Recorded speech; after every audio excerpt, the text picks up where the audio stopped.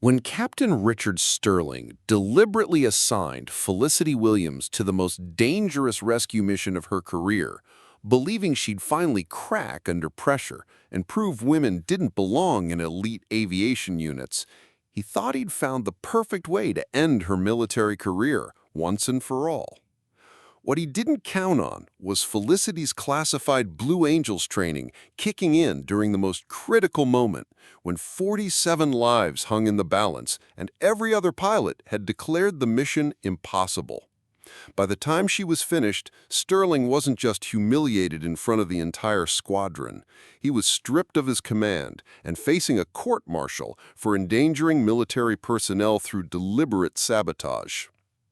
My name is Felicity Williams, and 3 years ago, I thought joining the Royal Air Force's elite Mountain Rescue Squadron would be the fulfillment of every dream I'd harbored since childhood.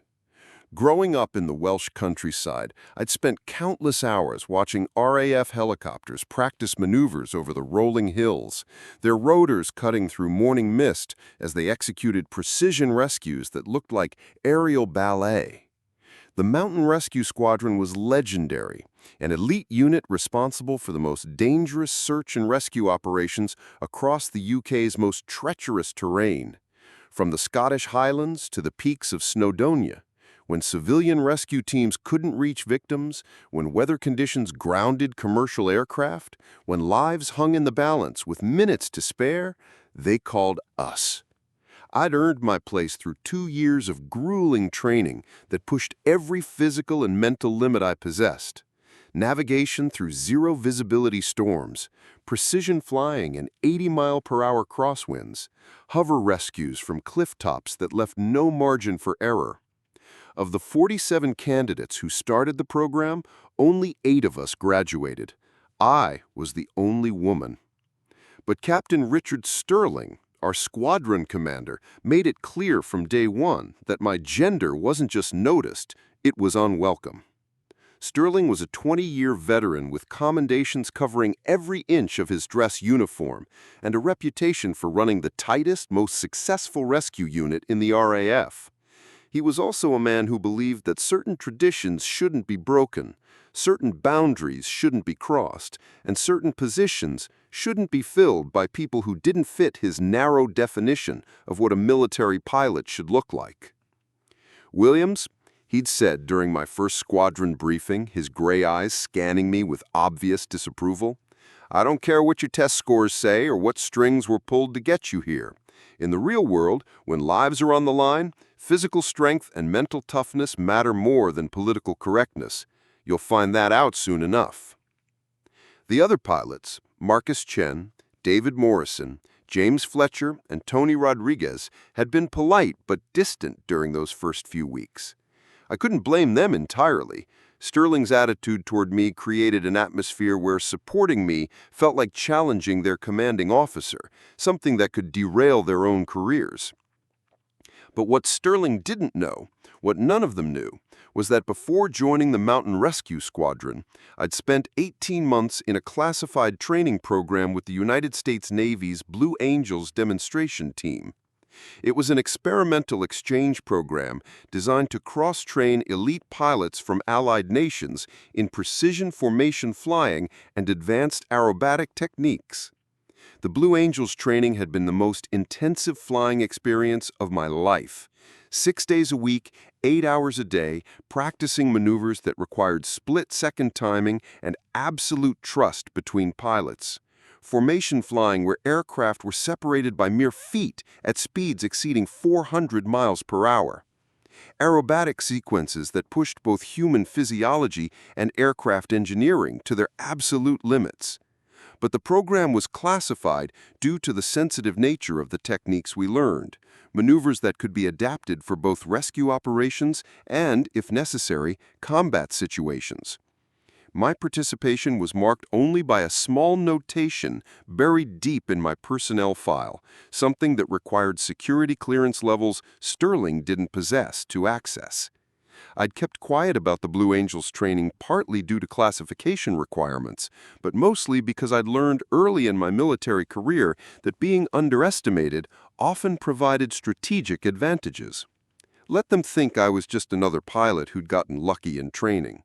Let them assume my skills were adequate but unremarkable. When the time came to prove myself, I wanted the element of surprise. Sterling's campaign to undermine my confidence began subtly. While other pilots received challenging but manageable training missions, my assignment seemed designed to highlight every possible weakness.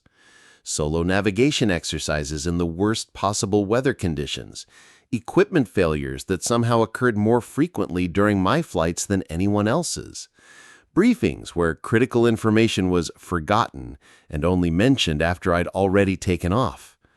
"Sorry, Williams," Sterling would say with false sympathy after I'd returned from a mission where crucial weather updates hadn't been relayed to me. "Communication breakdown.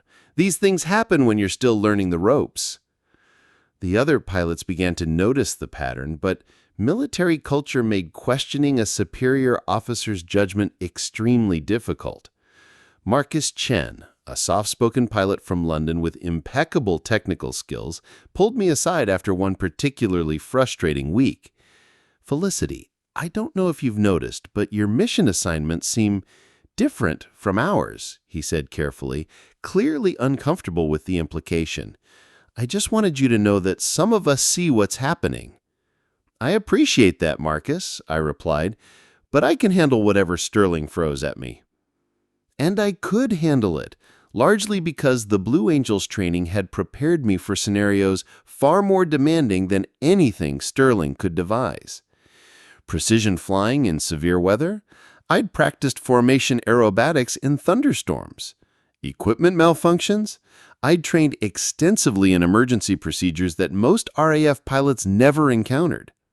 Navigation under pressure? I'd learned to maintain perfect positioning while executing complex maneuvers with 5 other aircraft within touching distance. But Sterling's sabotage escalated beyond just difficult assignments. During squadron meetings, he'd single me out with questions designed to embarrass rather than evaluate. In front of visiting officers, he'd make comments about diversity initiatives that clearly referenced my presence. Most damagingly, he began excluding me from the most prestigious rescue missions, claiming I needed more experience, while assigning newer pilots to operations I was clearly qualified to handle. The breaking point came during a routine training exercise that Sterling turned into a public humiliation. We were practicing formation flying over the Brecon beacons, a standard maneuver that every squadron pilot had executed hundreds of times. But Sterling assigned me the most difficult position, tail end Charlie, the aircraft that must maintain perfect formation while being affected by the wake turbulence of every other helicopter. "Let's see how Williams handles real formation flying," Sterling announced over the radio, knowing the entire squadron could hear. "Remember, in formation, there's no room for hesitation or second guessing. Either you can keep up or you can't." What Sterling didn't realize was that tail end Charlie was exactly the position I'd flown most often during Blue Angels training. The demonstrations required the trailing aircraft to maintain impossibly tight formations while executing aerobatic maneuvers that would challenge even the most experienced pilots. I'd spent months learning to read wake turbulence patterns, to anticipate formation changes before they were announced, to maintain perfect positioning while my aircraft was being thrown around by the jet wash of 5 other planes. As we executed the formation sequence, I found myself unconsciously applying Blue Angels techniques, micro-adjustments that kept my helicopter in perfect position despite the challenging conditions, anticipatory movements that allowed me to stay tight in formation even when Sterling deliberately varied the flight path to try to shake me loose. "Williams!" Sterling's voice crackled through the radio, clearly frustrated that his trap wasn't working. "Tighten up that formation. This isn't a leisure flight." I keyed my microphone calmly. "Formation tight and stable, Captain. Ready for next maneuver." By the end of the exercise, I'd maintained the tightest formation discipline of any pilot in the squadron, executing maneuvers with a precision that surprised even Marcus and David. But Sterling, instead of acknowledging my performance, found new ways to criticize. "Adequate flying, Williams, but you're being too aggressive with your control inputs. Real rescue flying requires finesse, not showing off." It was a no-win situation. Fly conservatively, and I lacked the skills for challenging missions. Fly precisely, and I was showing off. Sterling had created a narrative where any success I achieved could be reframed as evidence of my unsuitability for the squadron. The weeks following the formation exercise brought a new level of psychological warfare that tested not just my flying skills, but my mental resilience. Sterling had realized that direct confrontation wasn't working. I was performing too well under pressure for him to justify removing me from the squadron. Instead, he shifted to more subtle forms of undermining that were harder to document but equally damaging to my confidence and reputation. He began scheduling me for the least desirable shifts, overnight standby duties when the likelihood of emergency calls was lowest, routine maintenance flights that offered no opportunities to demonstrate rescue skills, and administrative tasks that kept me grounded while other pilots logged crucial flight hours. When I did receive mission assignments, they were always secondary roles: backup pilot, equipment transport, or perimeter security, while the real rescue work was handled by others. "Williams needs more foundational experience before we put her in primary rescue positions," Sterling would explain to visiting officers, his tone suggesting concerned mentorship rather than deliberate sabotage. "We're bringing her along carefully, making sure she's ready for the responsibility." The other pilots began to notice my absence from major operations. David Morrison, a straightforward Scotsman with 15 years of rescue experience, approached me after a particularly complex cliff rescue that I'd been excluded from. "That was exactly the kind of mission you've been training for," he said, genuine confusion in his voice. "Your precision flying scores are among the highest in the squadron. I don't understand why Sterling keeps sidelining you." I wanted to tell David about the Blue Angels training, about the countless hours I'd spent perfecting exactly the kind of precision maneuvers that cliff rescues required. But classification restrictions prevented me from discussing specifics, and honestly, part of me had begun to internalize Sterling's constant criticism. Maybe I was being too aggressive with my flying. Maybe my technique really was more suited to showing off than actual rescue work.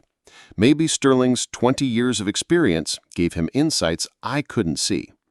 The doubt was insidious, creeping into my confidence during every flight, making me second-guess instincts that had been honed through thousands of hours of elite-level training.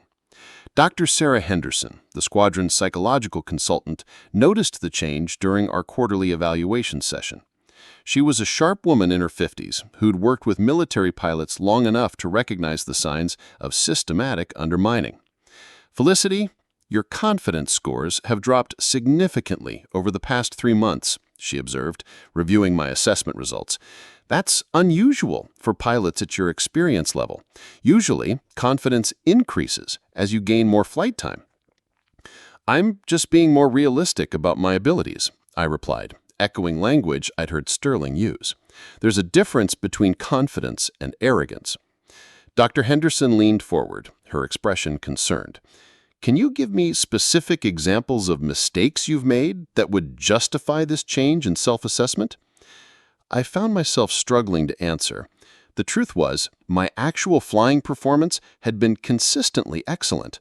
My mission completion rates were perfect, my technical evaluations were outstanding, and I'd never had a safety incident or equipment failure that was attributed to pilot error. But Sterling's constant criticism had created a narrative of inadequacy that I'd begun to accept, despite evidence to the contrary. Sometimes it's not about obvious mistakes. Sometimes it's about recognizing that you're not quite at the level you thought you were. Dr. Henderson made notes that I couldn't see, but her expression suggested she wasn't buying my explanation. "Felicity, has anyone in your chain of command made specific criticisms about your flying performance?" I hesitated, unsure how to explain Sterling's behavior without sounding like I was making excuses or playing the gender card. Military culture placed enormous emphasis on handling criticism professionally, and complaining about a superior officer's management style could be career suicide. Captain Sterling has been helping me understand areas where I need improvement, I said carefully. What kind of areas? Formation discipline, decision-making under pressure, the difference between technical competence and real-world effectiveness.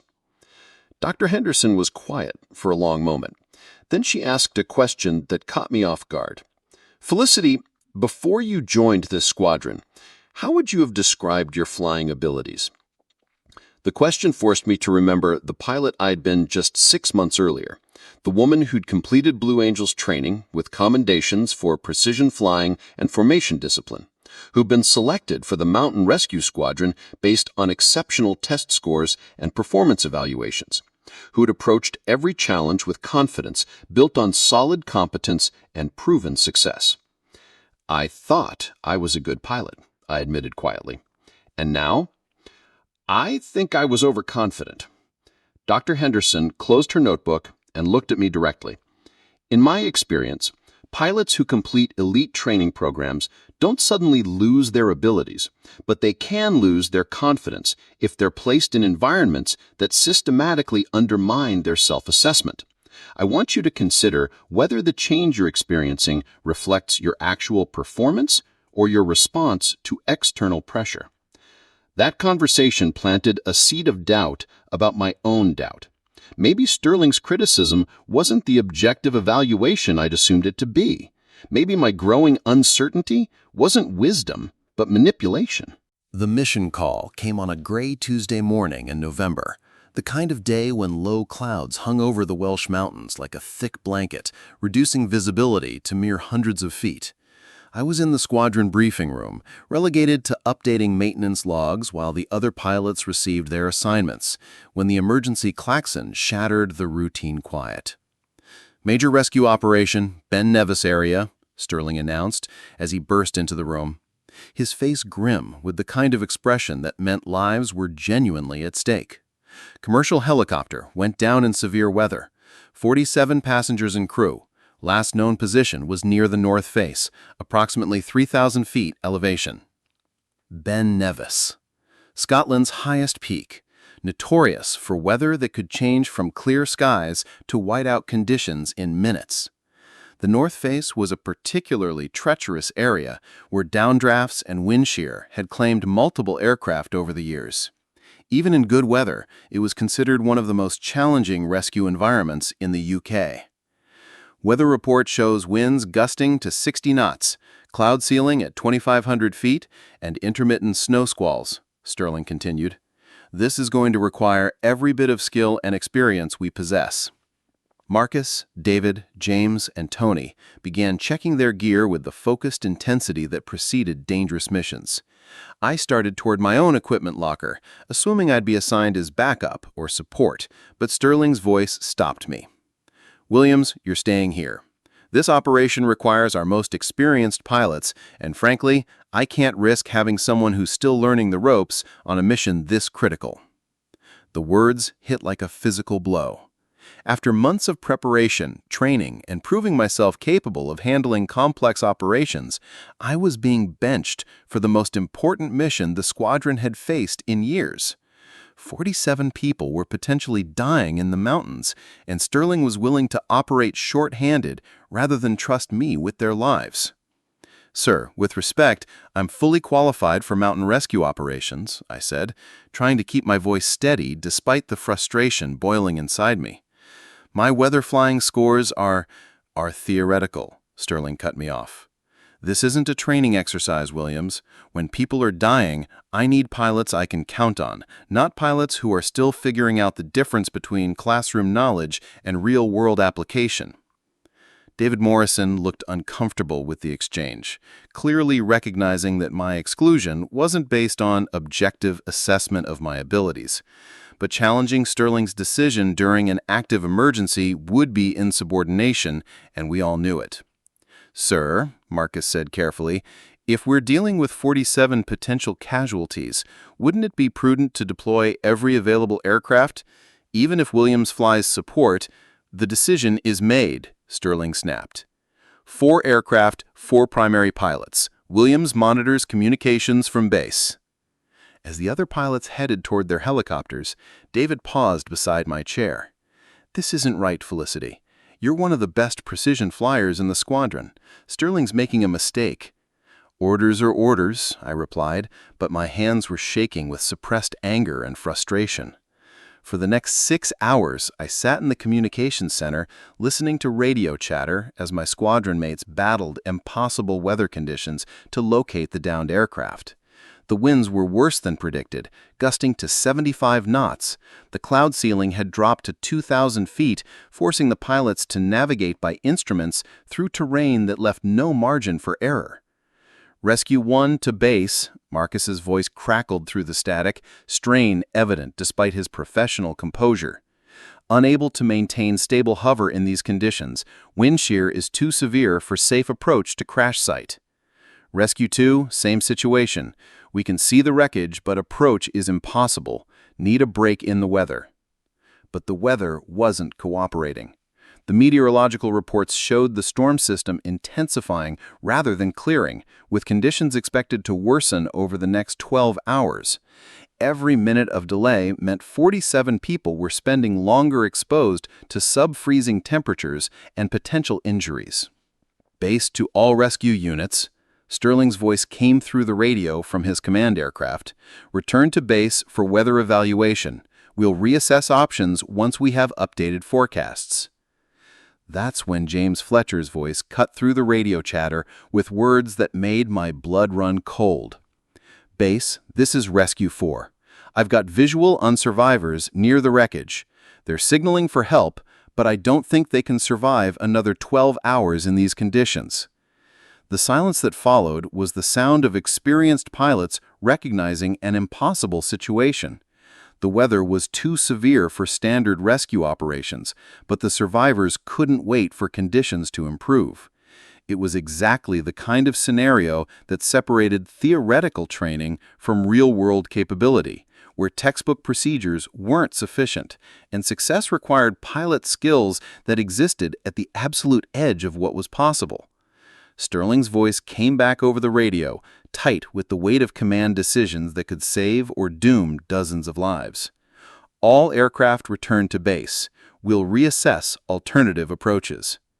But as I listened to that order, something crystallized in my mind. The Blue Angels training hadn't just taught me precision flying and formation discipline.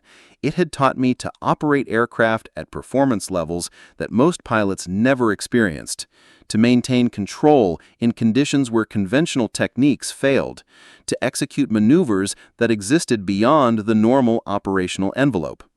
For the first time in months, I stopped doubting myself and started trusting the skills I'd spent years developing. As the 4 rescue helicopters returned to base, their rotors cutting through the gray afternoon with a sound like frustrated thunder, I made a decision that would either end my military career or prove definitively that Sterling had been wrong about my capabilities. While the other pilots gathered in the briefing room to discuss alternative rescue strategies, I slipped away to the classified communications terminal in Sterling's office. The Blue Angels training had included protocols for emergency situations where standard chain of command procedures might prevent the most effective response. There was a direct contact number for my former training commander, Colonel Patricia Martinez, who now served as a liaison between international elite aviation units and NATO rescue coordination centers. "Colonel Martinez," I said when the secure line connected, "this is Flight Lieutenant Williams, Blue Angels Exchange Program, classification Delta 77. Felicity, what's your situation?" 47 civilians down on Ben Nevis. Weather conditions beyond standard rescue parameters. My commanding officer has grounded the rescue operation, but I believe Blue Angels techniques could make the difference between success and 47 deaths. There was a pause while Colonel Martinez accessed my training records and current assignment details. "You're requesting authorization to exceed normal operational limitations?" "I'm requesting permission to use classified training techniques in a humanitarian emergency." Approved. You have authorization for full-spectrum application of Blue Angels protocols, classification override authority, and direct coordination with NATO Rescue Command if necessary. Document everything, Williams. If this goes bad, we'll need to justify why we deviated from standard procedures. Understood, ma'am. And Felicity, don't get yourself killed proving a point. That mountain has claimed enough pilots. I returned to the briefing room where Sterling was explaining to the assembled pilots why conventional rescue attempts were impossible.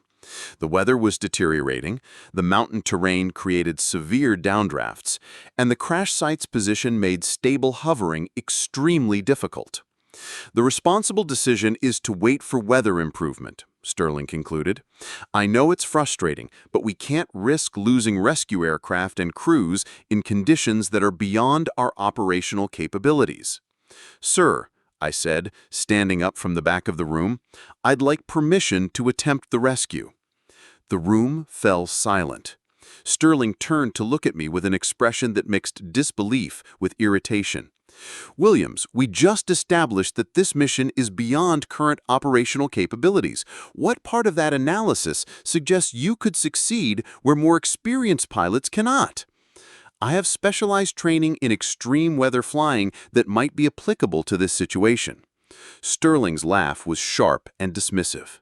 Specialized training? You completed the same mountain rescue program as everyone else in this room, unless you're suggesting that your few months of experience somehow surpassed 20 years of my operational knowledge.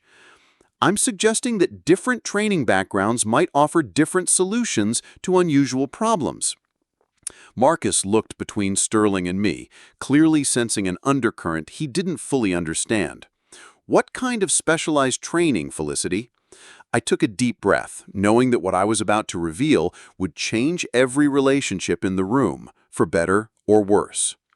For 18 months before joining this squadron, I participated in a classified exchange program with the United States Navy's Blue Angels demonstration team. The training included precision flying techniques in extreme weather conditions, formation flying in severe turbulence, and aircraft control at performance levels that exceed standard operational parameters. The silence that followed was different from the previous quiet. This was the sound of experienced pilots recalculating their assumptions about my capabilities, and Sterling realizing that his assessment of my background had been fundamentally incomplete. "The Blue Angels," David said quietly. "Jesus Christ, Felicity, why didn't you mention this before?" Classification restrictions, and honestly, it seemed more important to prove myself through current performance than past credentials. Sterling's face had gone through several color changes during my explanation. Even if this training exists, which I find questionable, demonstration flying is completely different from rescue operations. Aerobatics don't save lives. With respect, sir, the techniques aren't just aerobatics. They're methods for maintaining aircraft control in conditions where conventional flying becomes impossible. The crash site's location requires approaches that are similar to formation flying in severe turbulence, which was a core component of my Blue Angels training. Marcus Fletcher, who'd reported seeing the survivors, spoke up for the first time.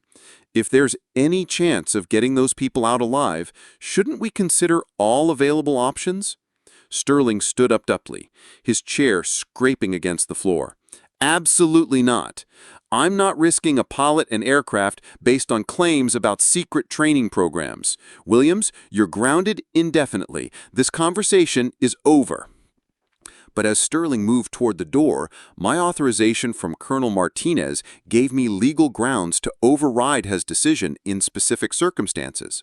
"Sir, I have authorization from NATO Rescue Coordination to attempt this mission using specialized techniques." Sterling stopped walking. "What did you say?" "I contacted my former Blue Angels training commander and received authorization to apply classified techniques to this humanitarian emergency. I have direct authorization that supersedes local command authority in life-threatening situations." The legal implications of what I just said hung in the air like smoke. Sterling understood military protocol well enough to know that certain emergency authorizations could indeed override his command authority, but he also knew that using such authorization incorrectly could end both our careers. "Show me the authorization," he demanded. I handed him the printed confirmation from Colonel Martinez's office, complete with NATO classification codes and emergency override protocols. Sterling read it twice, his face growing darker with each line. "You went behind my back to my superiors? I contacted the appropriate authority for the specialized training I possess. This isn't about chain of command, sir. It's about using every available resource to save civilian lives." Marcus stood up slowly. "Captain Sterling, if Williams has authorization and specialized training that might make the difference, shouldn't we let her try? The worst case is that she fails and we're back where we started. The best case is that 47 people go home to their families." Sterling looked around the room, clearly recognizing that the other pilots were no longer automatically supporting his decision. The revelation about my Blue Angels background had shifted the dynamic, and his refusal to allow the rescue attempt was beginning to look less like prudent command and more like personal obstruction. "Fine," he said finally, his voice tight with controlled anger. "You want to risk your life on a suicide mission, Williams? You have my permission, but when you crash on that mountain, don't expect me to risk more pilots trying to rescue you." The flight preparation that followed was unlike any pre-mission routine I'd experienced since leaving the Blue Angels program. As I suited up in cold weather gear and ran through emergency procedures, the other pilots gathered around me with a mixture of curiosity and respect that had been completely absent during my previous months with the squadron. "Felicity," Marcus said, helping me check my survival equipment, "I need to ask this directly. Are you really qualified for what you're about to attempt, or are you trying to prove a point that could get you killed?" It was a fair question, and I appreciated his directness. "Marcus, during Blue Angels training, we practice formation flying in weather conditions that would ground most military aircraft. We learn to maintain precise control when normal flight parameters become meaningless. What I'm about to attempt isn't reckless. It's the application of techniques that most pilots never learn because they're not necessary for conventional operations." David joined our conversation, his Scottish accent thick with concern. "But this isn't formation flying, lass. This is mountain rescue in conditions that have defeated 4 experienced pilots." "The mountain rescue techniques are the same ones you all know," I agreed, "but the approach to the crash site requires aircraft control that goes beyond standard mountain flying. The Blue Angels training taught me to operate helicopters at the edge of their performance envelope while maintaining the precision necessary for formation work. That's exactly what this rescue requires." James Fletcher, who'd seen the survivors, looked up from the weather reports he'd been studying. "The wind patterns near the crash site are unlike anything I've encountered. Downdrafts, crosswinds, and thermal columns that change direction without warning. How does Blue Angels training help with that?" "Because we trained extensively in atmospheric disturbances that would challenge any aircraft. Formation flying requires maintaining position relative to other aircraft regardless of external conditions. When you're flying wing position in turbulence, you learn to read air currents, anticipate wind shear, and make control inputs that compensate for forces trying to throw your aircraft out of position." Tony Rodriguez, who'd been quiet during most of the conversation, asked the question I'd been dreading. "Felicity, why keep this training secret for so long? If you had these capabilities, why let Sterling treat you like an inexperienced pilot?" I paused in my equipment check, considering how to explain the psychological complexity of the situation. Partly because of classification restrictions, but honestly, partly because I thought I could prove myself through normal performance without relying on specialized background. I wanted to earn respect through the same standards you all met, not through credentials that might seem like unfair advantages. "Unfair advantages?" David laughed, but not unkindly. "Lass, you've been letting Sterling question your abilities for months when you had training that exceeds anything the rest of us have experienced. That's not integrity. That's self-sabotage." As I completed my pre-flight checks, Dr. Henderson appeared in the hangar. She'd obviously been briefed on the situation and wanted to conduct a psychological evaluation before I departed on what everyone recognized was an extremely dangerous mission. Felicity, I need to ask you some direct questions about your mental state and decision-making process. Go ahead. Are you attempting this rescue because you believe you can save those people, or because you need to prove something to Captain Sterling? It was exactly the kind of probing question I'd expected from her, and I'd been thinking about the answer during my equipment preparation. Dr. Henderson, during Blue Angels training, we practiced formation flying in weather conditions that would ground most military aircraft. We learned to maintain precise control when normal flight parameters become meaningless. What I'm about to attempt isn't reckless. It's the application of techniques that most pilots never learn because they're not necessary for conventional operations. She made notes on her evaluation form. And if you fail, if the conditions are too severe, even for your specialized training, then I'll abort the mission and return to base, same as any other pilot who recognizes that conditions exceed safe operational parameters. The difference is that my threshold for impossible conditions is higher than standard due to my additional training. Dr. Henderson completed her evaluation and signed the psychological clearance form.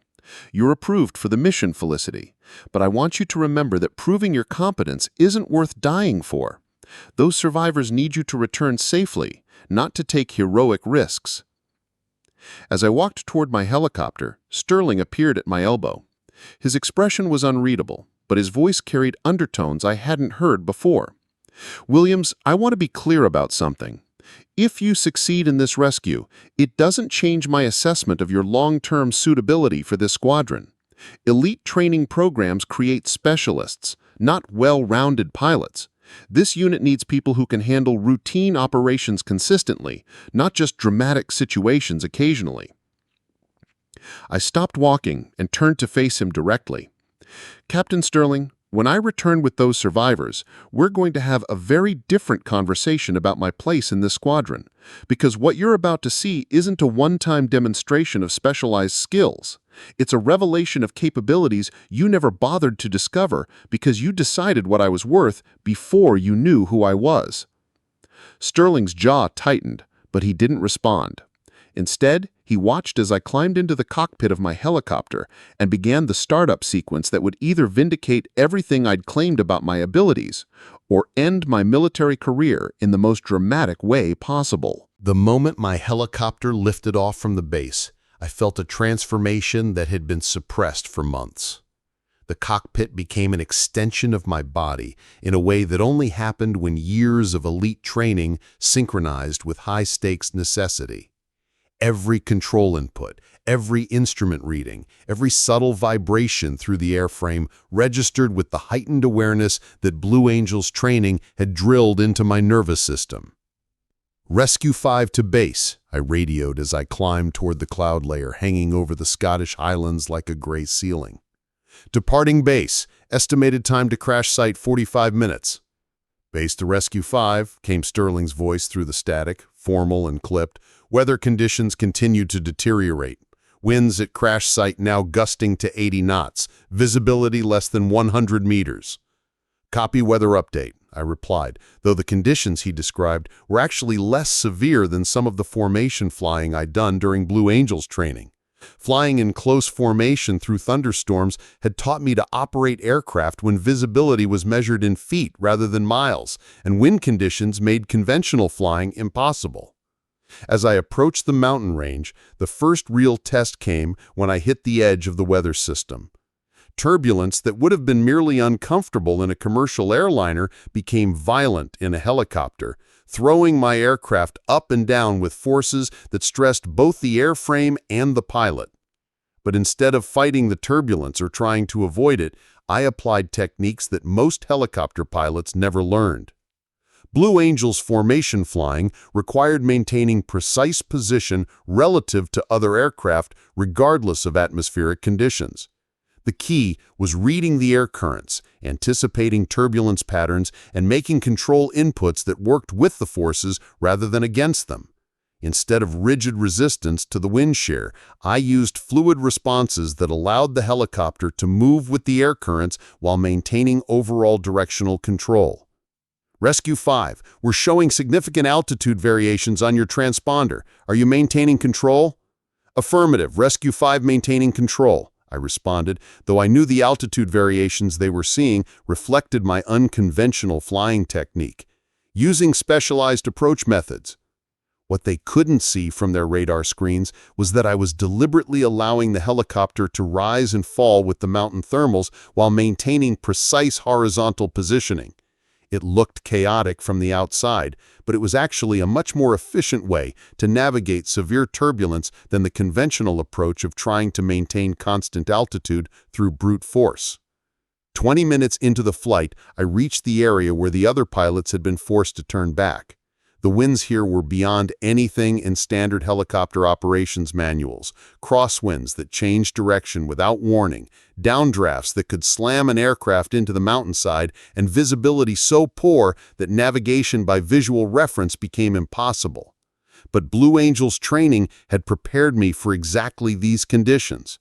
During formation flying, you learn to maintain position relative to other aircraft even when you couldn't see the ground, couldn't predict wind patterns, and had to make split-second control adjustments based on feel rather than visual cues. Rescue 5, this is base, Sterling's voice crackled through increasing static. We're showing you approaching the area where previous rescue attempts failed. Recommend immediate return if conditions are beyond safe parameters. I keyed my microphone while simultaneously adjusting power and collective to compensate for a sudden downdraft that would have been catastrophic if I hadn't anticipated it. Base, Rescue 5. Conditions are severe but manageable with current techniques, continuing to crash site. What I didn't say over the radio was that the conditions, while dangerous, felt familiar in a way that months of conventional mountain rescue training hadn't prepared me for. This was the kind of flying that separated demonstration pilots from ordinary aviators, operating aircraft at the absolute edge of their performance envelope while maintaining the precision necessary for formation work. As I approached the crash site coordinates, the challenge shifted from navigation to reconnaissance. The downed commercial helicopter was somewhere in a maze of rocky outcroppings and snow-covered ledges, hidden by clouds and intermittent snow squalls that reduced visibility to almost zero. Rescue 5 to base, beginning search pattern at crash site coordinates. Copy Rescue 5. Be advised, previous rescue attempts were unable to achieve stable hover in that area due to wind conditions. But the Blue Angels training had included hover techniques that went beyond standard helicopter operations. Formation flying required maintaining exact position relative to other aircraft, which meant developing an almost supernatural ability to read air currents and predict how they would affect aircraft behavior. As I began my search pattern, I found myself using micro-adjustments that kept the helicopter stable in conditions where standard hover techniques would have been impossible. Instead of fighting the wind patterns, I learned to read them, using the natural air currents to help maintain position while searching for signs of the crashed aircraft. Then, through a brief break in the clouds, I saw it. The commercial helicopter had come down on a narrow ledge about halfway up the north face of Ben Nevis. The aircraft was badly damaged but recognizably intact, and I could see figures moving around the wreckage. Survivors who had been waiting in sub-zero temperatures for rescue that everyone except me had declared impossible. Base, this is Rescue 5, I radioed, my voice steady despite the adrenaline surge of finally locating the crash site. I have visual on the downed aircraft, multiple survivors visible, beginning approach for rescue operations. Base, negative, Rescue 5 aboard approach. Previous pilots reported impossible hover conditions at that location. I looked at the crash site, calculating approach angles, wind patterns, and the precision flying that would be required to extract survivors from such a precarious location. It was exactly the kind of challenge that Blue Angels training had prepared me for, flying that required aircraft control at levels that existed beyond normal operational parameters. Base, I'm qualified for this approach. Beginning rescue operations. As I maneuvered toward the crash site, I realized that everything I'd endured over the past months, Sterling's sabotage, the systematic undermining of my confidence, the exclusion from meaningful missions, had led to this moment. 47 people were depending on flying skills that I'd kept hidden, techniques that Sterling had never bothered to discover, and precision that I'd been afraid to demonstrate because it might seem like showing off. But showing off was exactly what the situation required. The approach to the crash site required flying techniques that existed in a realm between conventional helicopter operations and pure aerobatics. The narrow ledge where the commercial aircraft had come down was surrounded by rock faces that created wind patterns unlike anything in standard aviation textbooks. Updrafts, downdrafts, and crosswinds that changed direction every few seconds as air currents bounced off the mountain terrain. As I maneuvered closer to the wreckage, I could see the survivors more clearly. They were huddled in groups around the damaged helicopter, some obviously injured, all showing signs of prolonged exposure to sub-zero temperatures. Several were waving frantically at my approach, their relief visible even through the swirling snow. "Rescue 5 to base," I radioed, while simultaneously making micro-adjustments to maintain position in the chaotic air currents. "I count 43 survivors visible around the wreckage. We'll attempt hover operations for extraction." "Negative, Rescue 5. Sterling's voice came back sharp with authority. "Wind conditions at that location are beyond safe hover parameters. Abort approach immediately." But I was already committed to the approach, using Blue Angel's techniques to read the air currents and predict how they would affect my aircraft's behavior. The key was understanding that trying to fight the mountain winds was futile. Instead, I had to work with them, using the natural air movements to help maintain position while executing the rescue. The first challenge was establishing a stable hover close enough to the ledge for survivors to reach the rescue basket. In conventional helicopter operations, this would have been impossible. The wind shear was too severe, the space too confined, and the air currents too unpredictable. But Blue Angel's formation flying had taught me to maintain precise position relative to other aircraft in similar conditions. I began a hover pattern that looked chaotic from the outside, but was actually a carefully controlled dance with the mountain winds. Instead of trying to hold one exact position, I allowed the helicopter to move with the air currents while maintaining overall positioning that kept me within rescue range of the survivors. "Jesus Christ," came David's voice over the radio from the base communications center. "How is she maintaining hover in those conditions?" "Rescue 5, explain your hover technique. Your aircraft appears to be moving erratically." "Base, using dynamic positioning to compensate for wind shear, maintaining effective hover through active compensation rather than static positioning." What I was doing was applying formation flying principles to solo hover operations. In Blue Angel's training, maintaining position relative to other aircraft required constant micro-adjustments to compensate for air currents, turbulence, and the wake effects of nearby planes. The same principles worked for maintaining position relative to a fixed point on the ground, even when that ground was a narrow mountain ledge surrounded by chaotic wind patterns. The first survivor reached the rescue basket, a middle-aged woman with obvious signs of hypothermia, but conscious and able to assist with her own rescue. As I lifted her toward the helicopter, a sudden downdraft tried to slam my aircraft toward the mountain face. In conventional operations, this would have been the moment to abort the rescue and retreat to safe distance. But Blue Angel's training had prepared me for exactly this kind of emergency. During formation flying, aircraft occasionally encountered wake turbulence or wind shear that required immediate, precise responses to avoid mid-air collisions. I used a technique called aggressive recovery, rapid control inputs that deliberately pushed the helicopter to the edge of its performance envelope in order to regain control before the situation became catastrophic. Rescue 5 were showing extreme flight parameters. "Are you in control?" "Affirmative, maintaining control," I responded while lowering the rescue basket toward the first group of survivors. One survivor recovered, continuing rescue operations. The next 30 minutes became a masterclass in precision flying under impossible conditions. Each survivor recovery required a slightly different approach as wind patterns shifted and the aircraft's weight and balance changed with each rescue. I found myself using every technique I'd learned during Blue Angel's training. formation positioning, aggressive recovery maneuvers, precision hovering, and aircraft control at performance levels that most helicopter pilots never experienced. "Base, this is Rescue 5, I radioed, after recovering the 20th survivor. "Aircraft approaching maximum passenger capacity. We'll need to make multiple trips for complete evacuation." "Copy, Rescue 5. How many survivors remain?" I counted the figures still visible around the wreckage. "Approximately 27 survivors remaining, requesting permission for immediate return to base to offload current passengers." "Permission granted. Return immediately for passenger transfer." The flight back to base with 20 hypothermic survivors crammed into a helicopter designed for maybe 10 required different skills than the precision hovering at the crash site. Weight distribution was critical, aircraft performance was degraded by the overload, and I had to maintain flight stability while passengers shifted and moved during the 40-minute flight. But again, Blue Angels training had prepared me for unusual aircraft configurations. Demonstration flying often required carrying additional equipment, modified weight distributions, and aircraft setups that differed significantly from standard operations. I'd learned to adapt flying techniques to accommodate these variations. As I approached the base, I could see emergency vehicles and medical personnel waiting on the landing pad.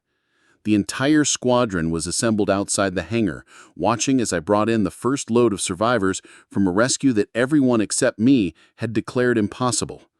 "Rescue 5 to base, requesting priority landing for medical evacuations." "Cleared for immediate landing, Pad 1. As the helicopter touched down and medical teams rushed forward to assist the survivors, I kept the engines running for immediate return to the crash site. Through the cockpit windows, I could see Sterling standing with the other pilots, his face a mask of controlled emotion that I couldn't quite read. Dr. Henderson appeared at my cockpit window. "Felicity, how are you holding up? That was extraordinary flying." "Ready for immediate return to complete the rescue. 27 people are still waiting on that mountain." "Fuel status?" "Sufficient for one more round trip." As the last survivor was helped from the helicopter, Marcus appeared at my door. "Felicity, I've been flying for 15 years, and I've never seen anything like what you just did. How is this level of precision possible?" "Blue Angels training, Marcus. This is what 18 months of formation flying in extreme conditions teaches you." Sterling approached the helicopter as the medical teams cleared the landing pad. For the first time since I'd joined the squadron, his expression showed something other than skepticism or disapproval. It wasn't quite respect, but it was definitely a reassessment of everything he thought he knew about my capabilities. "Williams, that was unexpected, but you still have 27 people to recover. Can you maintain that level of performance for another rescue operation?" I looked at him steadily, no longer the uncertain pilot that'd been questioning her own abilities for months. "Captain Sterling, I'm just getting started." The return flight to Ben Nevis felt different from the initial rescue operation. The helicopter, now lightened of its human cargo, responded more crisply to control inputs, and I'd had time to study the wind patterns around the crash site during the first rescue sequence. What had been unknown and challenging 40 minutes earlier was now familiar territory where I could apply Blue Angel's precision with complete confidence. More importantly, the psychological dynamic had shifted dramatically. Instead of proving that I could perform impossible rescues, I was now demonstrating the consistency and reliability that Sterling had always claimed I lacked. The difference between one-time heroics and sustained professional competence. "Rescue 5 to base, approaching crash site for final evacuation." "Copy, Rescue 5. Weather conditions have worsened. Winds now sustained at 75 knots with gusts to 90. Visibility near zero." The conditions Sterling described would have been prohibitive for conventional helicopter operations, but they were actually within the parameters I'd trained for during Blue Angel's formation flying. Flying tight formation in severe weather had taught me to operate aircraft when visual references were minimal and wind conditions exceeded normal operational limits. As I approached the crash site, I could see that the remaining survivors had organized themselves into a more efficient evacuation formation. The first rescue had given them confidence that extraction was possible, and they were now actively assisting with their own rescue rather than simply waiting for help. "Base, this is Rescue 5. Remaining survivors appear organized and ready for evacuation. Beginning final rescue sequence." The second rescue operation proceeded with mechanical precision that reflected both my growing familiarity with the site conditions and the sustained application of Blue Angel's techniques. Each survivor recovery was executed with the kind of exactness that formation flying demanded. No wasted motion, no hesitation, every control input deliberate and precise. But it was during the recovery of the final group of survivors that the most challenging moment occurred. As I maneuvered to pick up the last 5 people from the crash site, a sudden weather shift created wind conditions that exceeded even Blue Angel's training parameters. Gusts approaching 100 knots combined with visibility that dropped to less than 50 feet. Rescue 5 were showing extreme weather conditions at your location. Sterling's voice came through the radio with genuine concern. Recommend immediate abort of rescue operations. I looked down at the 5 remaining survivors, a family with 2 small children who'd been waiting in sub-zero temperatures for over 8 hours. They were so close to rescue that abandoning them now would likely mean death from exposure before weather conditions improved enough for another attempt.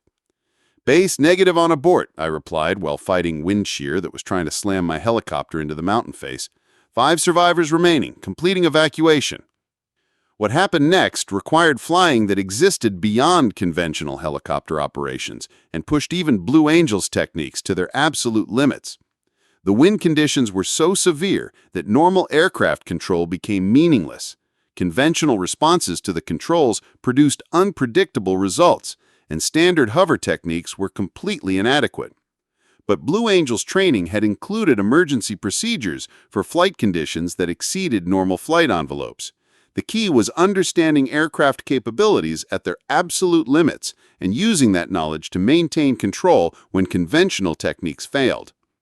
I found myself using what Blue Angel's pilots called edge flying, aircraft control techniques that deliberately pushed helicopters to the very limits of their performance characteristics in order to accomplish missions that were impossible through conventional methods. It was flying that required absolute confidence in both pilot skills and aircraft capabilities, because any miscalculation would result in immediate catastrophe. Rescue 5, your flight parameters are beyond anything we've seen, David's voice came over the radio. How are you maintaining control? Specialized technique space, recovering final survivors now. The last 5 evacuations required individual precision that exceeded anything I'd done during the earlier rescues. Each person had to be lifted from the wreckage area while I maintained aircraft position in wind conditions that were literally trying to destroy my helicopter. But Blue Angel's formation flying had taught me to maintain exact positioning relative to other aircraft in similar conditions, and the same principles applied to maintaining position relative to survivors on the ground. As the final survivor, a 6-year-old girl who'd been traveling with her family was lifted into the helicopter cabin, I felt a satisfaction that had nothing to do with proving Sterling wrong and everything to do with the fundamental purpose of rescue operations. 47 people who would have died on that mountain were now safe because of skills I'd developed through years of elite training. Base, this is Rescue 5, I radioed as I began the final climb away from the crash site. All survivors recovered, 47 souls on board returning to base. The radio silence that followed lasted nearly 30 seconds, long enough for everyone at base to process that I had successfully completed a rescue operation that had been declared impossible by every other pilot in the squadron. Copy Rescue 5, Sterling's voice finally came back, tight with emotions I couldn't identify. Outstanding work, base is standing by for medical evacuation. The flight back to base was a triumph that I had imagined during months of being systematically undermined and excluded from meaningful missions, but the reality was more complex than simple vindication. As I flew through the Scottish Highlands with 47 rescued civilians in my aircraft, I realized that the real victory wasn't proving Sterling wrong, it was proving to myself that the skills and confidence I'd developed over years of elite training were real and reliable. As I approached the base for landing, I could see that word of the rescue had spread throughout the installation. Medical teams, support personnel, and what looked like every off-duty pilot were assembled on the landing pad, waiting to assist with the largest helicopter rescue operation in recent squadron history.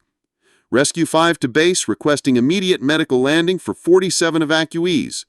Cleared for immediate landing. Medical team standing by. As the helicopter touched down and the rotor blades began to slow down, I sat in the cockpit for a moment, processing what had just occurred. In the space of 4 hours, I'd gone from being the squadron's least trusted pilot to completing a rescue that would become legendary in RAF Mountain Rescue history. Sterling appeared at my cockpit window as medical teams helped the last survivors from the aircraft. His expression was unreadable, but his posture suggested a man who was fundamentally reassessing everything he thought he knew about pilot capabilities and his own judgment. "Williams," he said as I shut down the aircraft systems, "we need to talk." The debriefing room fell silent as I finished recounting the technical details of the rescue operation. Sterling sat across from me at the conference table, flanked by Marcus, David, James, and Tony, while Dr. Henderson took notes from her position near the window.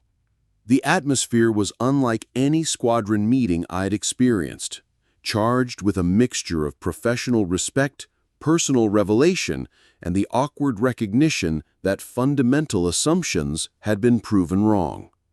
"Let me make sure I understand this correctly," Sterling said, his voice carefully controlled. "You maintained stable hover operations in wind conditions exceeding 90 knots, recovered 47 survivors from a crash site that 4 experienced pilots declared inaccessible, and executed precision flying maneuvers that are apparently beyond standard helicopter training?" "Yes, sir, using techniques learned during Blue Angel's formation flying training." Sterling leaned back in his chair, and for the first time since I joined the squadron, I saw uncertainty rather than rigid confidence in his expression. "Williams, I need to ask you something directly, and I want an honest answer.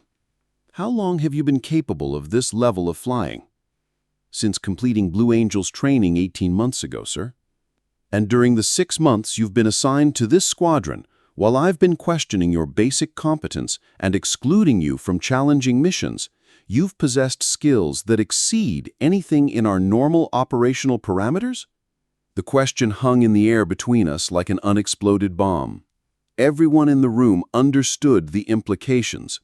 Sterling had spent months systematically undermining a pilot whose capabilities far exceeded his own understanding of what was possible. "Yes, sir," I replied simply. Marcus cleared his throat uncomfortably. "Captain Sterling, I think we need to address the broader implications of this situation. Felicity has just completed the most challenging rescue in squadron history, using techniques that none of us knew existed. That raises questions about our training protocols, mission assignments, and operational assumptions." David nodded in agreement. "Sir, with respect, if we have a pilot capable of operations that we previously considered impossible, shouldn't that change how we approach rescue missions?" Sterling looked around the table at his pilots, clearly recognizing that the dynamic in the room had shifted permanently. The rescue operation had revealed not just my capabilities, but the limitations of his own assessment methods and the danger of making assumptions based on incomplete information. "Williams, explain to me why you didn't reveal these capabilities earlier. Why allow me to question your competence when you possessed training that could have resolved that uncertainty immediately?" It was the question I'd been preparing to answer since the moment I'd climbed into the cockpit for the rescue mission. "Sir, partly due to classification restrictions on Blue Angel's training methods, but primarily because I believed it was more important to prove myself through standard squadron operations than to rely on specialized background that might be perceived as unfair advantage." "Unfair advantage?" Sterling's voice carried a note of disbelief. "You're talking about training that could save lives in situations where conventional techniques fail." "Yes, sir. But I also wanted to earn respect through the same standards that every other pilot meets, not through credentials that might seem to bypass normal evaluation processes." Dr. Henderson spoke for the first time during the debriefing. "Felicity, I think what Captain Sterling is recognizing is that your approach, while admirable in intent, created a situation where your actual capabilities were systematically underestimated. That's dangerous for both you and the people you're supposed to rescue." Sterling stood up abruptly and walked to the window overlooking the flight line. When he turned back to face the table, his expression had changed from uncertainty to something that looked like painful self-recognition. "Williams, I need you to understand something about what happened here. My treatment of you over the past 6 months wasn't just professional misjudgment, it was systematic discrimination based on prejudices I thought I'd overcome. You handled that discrimination with more grace and professionalism than it deserved. Sir, what matters now is ensuring that future pilots are evaluated based on their actual capabilities rather than assumptions about their background or gender." Sterling nodded slowly. "Agreed. But I also want you to know that today's rescue operation was a reminder of why we do this work. You saved 47 lives using skills that I was too stubborn to recognize or too biased to appreciate. That's a legacy worth building on." As I left the debriefing room, I realized that the most important victory wasn't proving Sterling wrong about my capabilities. It was proving to myself that specialized training, professional competence, and personal integrity could coexist with the confidence necessary to operate aircraft at the absolute limits of their performance capabilities. The woman who was afraid to demonstrate her full abilities for fear of seeming like she was showing off had been replaced by a pilot who understood that hiding exceptional skills in the name of modesty could cost lives. Sometimes the most important thing you can do is prove that impossible missions are actually just missions that require better techniques than most people know exist. 3 months after the Ben Nevis rescue, the Mountain Rescue Squadron had become an entirely different organization. The classified Blue Angels training techniques I'd developed into squadron curriculum had transformed not just our operational capabilities, but our entire approach to what constituted possible versus impossible rescue missions. Pilots who'd previously considered certain weather conditions prohibitive were now executing precision operations that exceeded their former limits by orders of magnitude. Marcus had thrown himself into the advanced training with characteristic determination, spending extra hours in the simulator mastering formation techniques that allowed multiple aircraft to operate in conditions where single helicopters would be grounded. His precision had improved to the point where he could maintain exact positioning in weather that would have challenged Blue Angels pilots. "Felicity," he said during one of our practice sessions over the Welsh countryside, "I need to tell you something that's been bothering me for months. During those early weeks when Sterling was undermining you, I knew it was wrong, but I didn't speak up because I was afraid of jeopardizing my own position." "Marcus, we all make calculations about when to take stands," I replied, adjusting my helicopter's position to maintain perfect formation spacing despite gusty crosswinds. "What matters is how we handle situations going forward." David had perhaps the most dramatic transformation of any pilot in the squadron. His natural flying instincts, combined with Blue Angels techniques, had turned him into someone capable of executing rescues that bordered on the supernatural. The previous week, he'd recovered a climber from a cliff face in conditions that would have been impossible using conventional methods. "The thing that amazes me," David said during our post-flight briefing, "is how much capability we had that we never accessed. These techniques don't require different aircraft or special equipment. They just require understanding how to use helicopters at performance levels we never explored." James and Tony had initially struggled with the transition from conventional flying to Blue Angels-influenced techniques. The precision required for formation work and extreme weather operations demanded a level of aircraft control that pushed both physical and mental capabilities. But their persistence had paid off in operational effectiveness that transformed their confidence and professional satisfaction. Sterling's transformation was perhaps the most remarkable of all. The rigid, prejudiced commander who'd spent months systematically undermining my confidence had evolved into someone capable of acknowledging his mistakes and learning from them. More importantly, he'd implemented systematic changes to ensure that pilot evaluation was based on demonstrated capability rather than assumptions about background or gender. "Williams," he said during one of our weekly training reviews, I've been thinking about the implications of what happened during your first months here. If we missed capabilities as significant as Blue Angel's training, how many other pilots are we underestimating due to incomplete assessment methods? It's a fair question, sir. I think the solution is expanding evaluation criteria to include specialized backgrounds and creating opportunities for pilots to demonstrate capabilities that might not be obvious through standard testing. Dr. Henderson had been documenting the psychological aspects of the squadron's transformation, particularly the impact of discovering that previously impossible missions were actually achievable through better techniques. Her research was being used to develop training protocols for other elite military units. The confidence changes have been remarkable, she explained during one of our sessions. When pilots realize they can operate aircraft beyond conventional limits, it doesn't just improve their flying, it changes their entire approach to problem solving and mission planning. The rescue statistics spoke for themselves. In the 3 months since implementing Blue Angel's influence training, the squadron had successfully completed 17 rescue operations that would have been declared impossible under previous operational parameters. Weather conditions that formerly grounded aircraft were now considered challenging but manageable. Crash sites that had been unreachable were now accessible through precision flying techniques. The most significant change was cultural. The squadron had evolved from a unit that operated within carefully defined limitations to one that constantly pushed boundaries to expand rescue capabilities.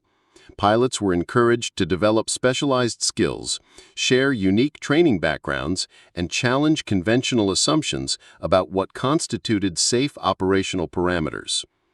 The interesting thing, Marcus observed during one of our advanced training sessions, is that these techniques actually increase safety rather than compromising it.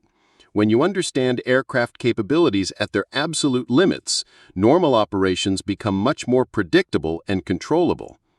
The success of our training program had attracted attention from RAF Command and other international rescue organizations. Delegations from mountain rescue units across Europe were visiting to observe our techniques and potentially implement similar programs in their own organizations. Colonel Martinez, my former Blue Angels training commander, visited the squadron to evaluate our curriculum and provide recommendations for expanding the program.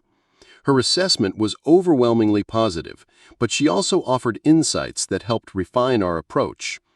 The key to successful implementation, she explained during her briefing to squadron leadership, is understanding that these techniques require not just individual skill development, but cultural changes that support operating beyond conventional limitations.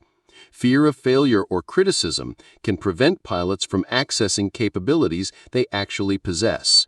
Sterling had requested that I accompany him to a presentation at RAF headquarters where we would brief senior command on the squadron's transformation and recommend expanding Blue Angel's influence training to other rescue units.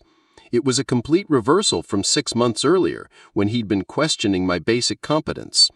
"Williams," he said during our preparation session, "I want you to take the lead on this presentation. You understand both the technical aspects and the implementation challenges better than anyone." The opportunity to influence RAF rescue training at the highest levels was professionally gratifying, but it also represented validation of something more fundamental.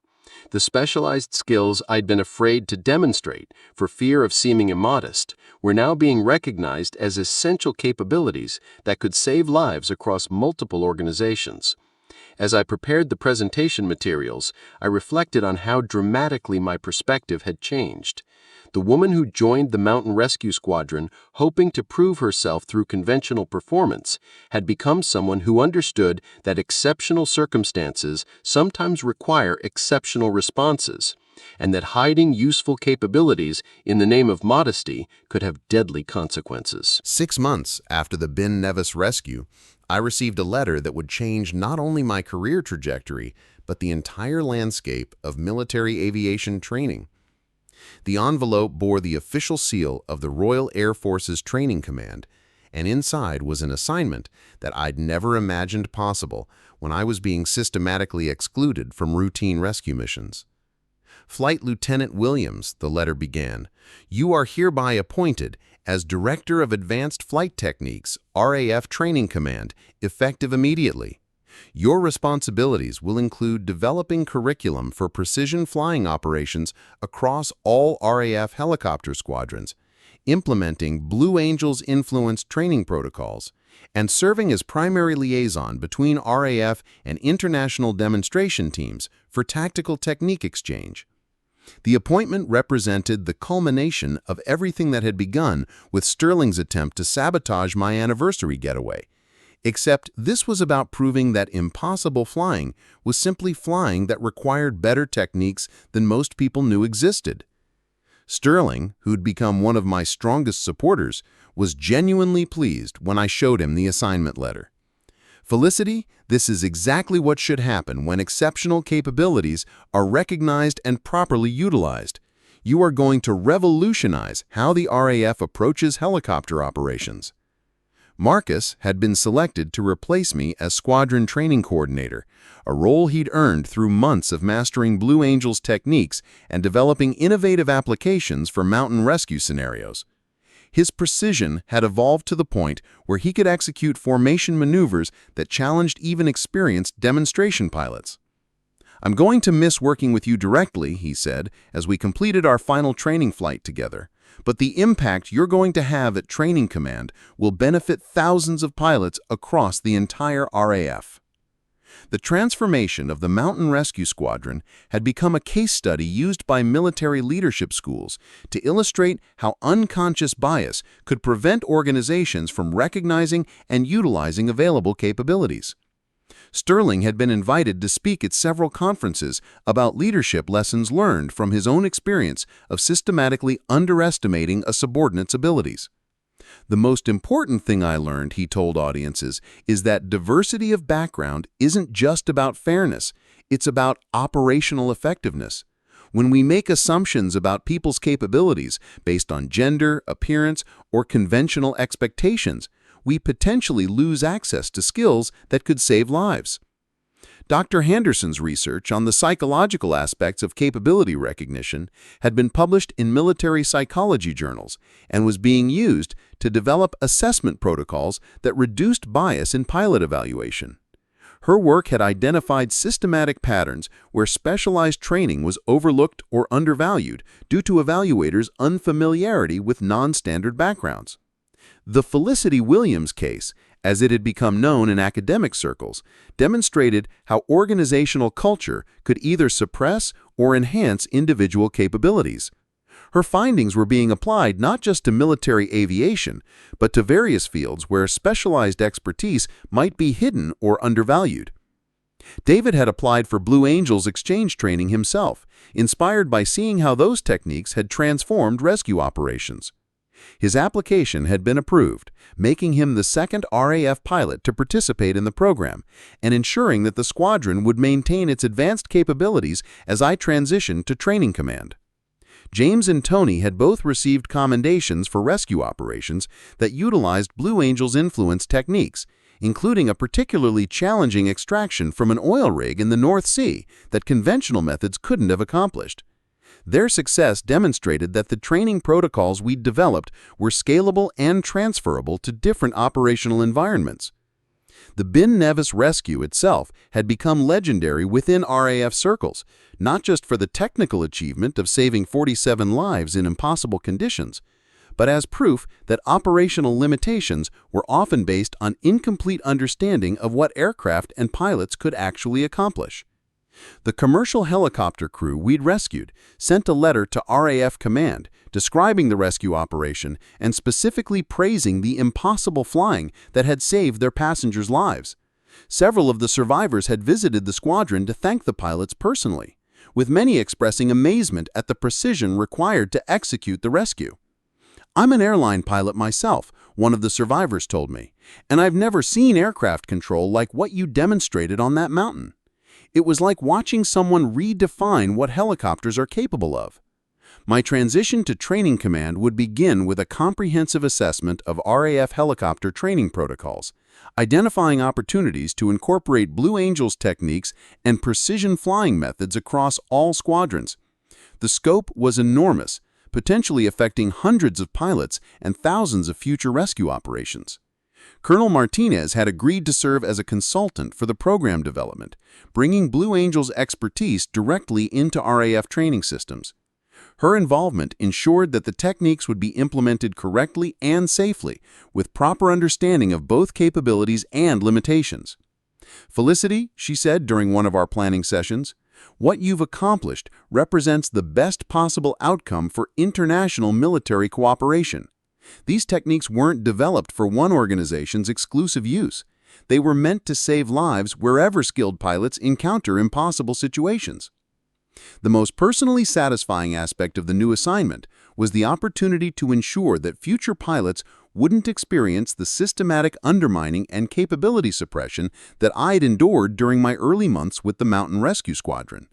The training protocols we were developing included explicit components about recognizing and utilizing diverse backgrounds and specialized skills. As I prepared to leave the squadron for my new position, I realized that Sterling's attempt to exclude me from challenging missions had inadvertently created the circumstances that revealed capabilities he'd never bothered to investigate. His prejudice had nearly cost 47 lives, but it had also led to innovations that would potentially save thousands of lives in future rescue operations. The woman who'd been told she wasn't qualified for dangerous missions had become the architect of training systems that would prepare pilots for missions previously considered impossible.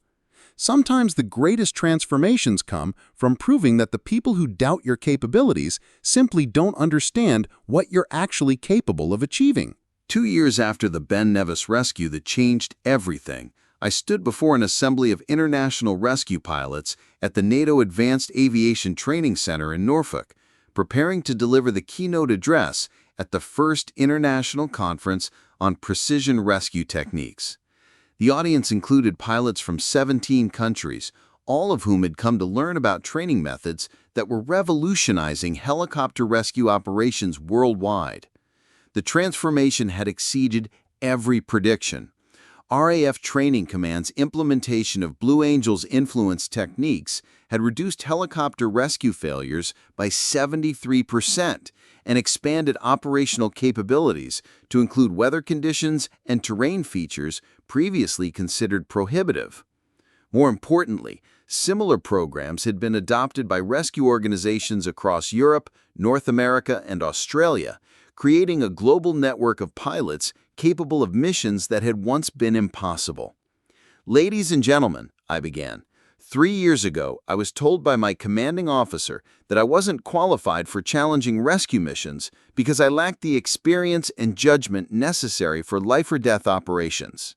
6 months later, I used specialized training that he'd never bothered to investigate to save 47 lives in conditions that 4 experienced pilots had declared impossible. The audience listened with the focused attention of professionals who understood both the technical and human dimensions of what I was describing. These were pilots who'd faced their own versions of being underestimated, overlooked, or excluded from opportunities based on assumptions rather than demonstrated capability. The lesson isn't that specialized training automatically makes someone superior to conventionally trained pilots, I continued.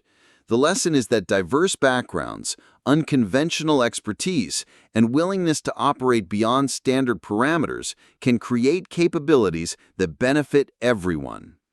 Marcus, now squadron commander of the Mountain Rescue Unit, had flown in for the conference.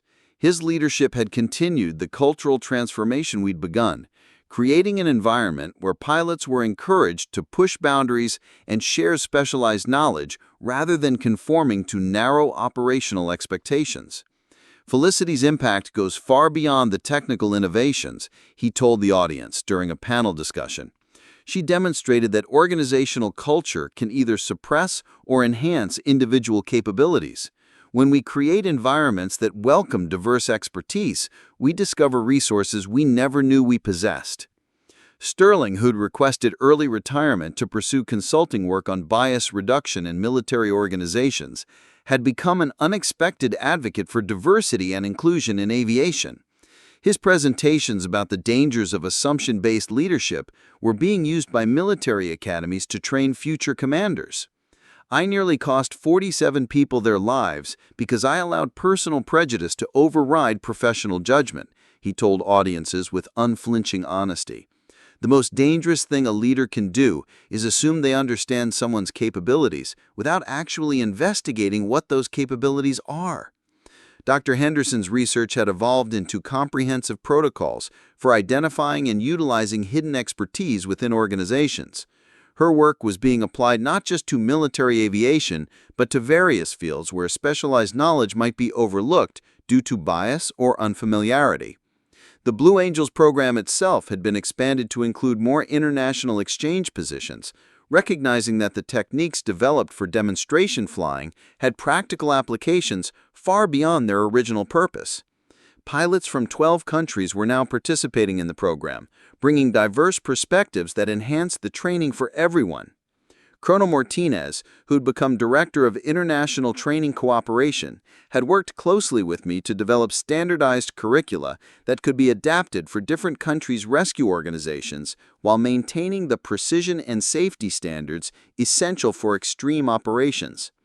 The success of this program, she explained to the conference attendees, demonstrates that military cooperation isn't just about sharing equipment or intelligence, it's about sharing expertise that can save civilian lives in emergency situations. The most personally meaningful development had been a letter from the daughter of one of the Ben Nevis survivors.